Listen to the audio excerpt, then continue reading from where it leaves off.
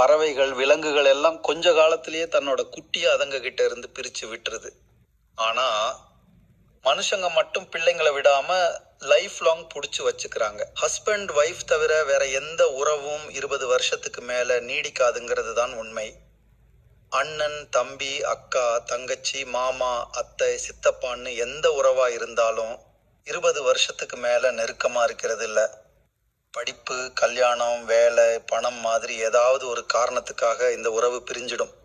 இது அம்மா பிள்ளைக்கும் பொருந்தும். பிள்ளைங்க நம்ம கிட்ட 20 வருஷம் மட்டும்தான் இருப்பாங்கங்கிற உண்மைய ஒவ்வொரு அம்மாவும் மனசுல புரிஞ்சிட்டு அந்த பிரிவுக்கு அம்மாவும் அப்பாவும் பழகிக்கணும். 5 வயசுல இருந்து பிள்ளைய தள்ளி படுக்க வச்சு பழக்கணும். 10 வயசுக்கு அப்புறம் தனி ரூம் கொடுக்கறது நல்லது.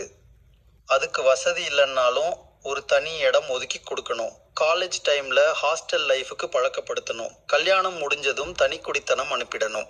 இப்படி பிள்ளைங்க கிட்ட இருந்து கொஞ்சம் விலகி நின்று வளர்த்தா அந்த பந்தம் ரொம்ப நாள் நீடிக்கும்.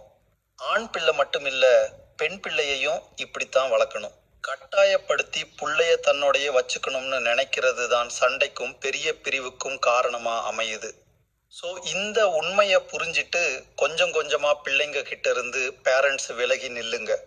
அது பேரண்ட்ஸுக்கும் நல்லது, பிள்ளைக்கும் நல்லது. மகிழ்ச்சியோட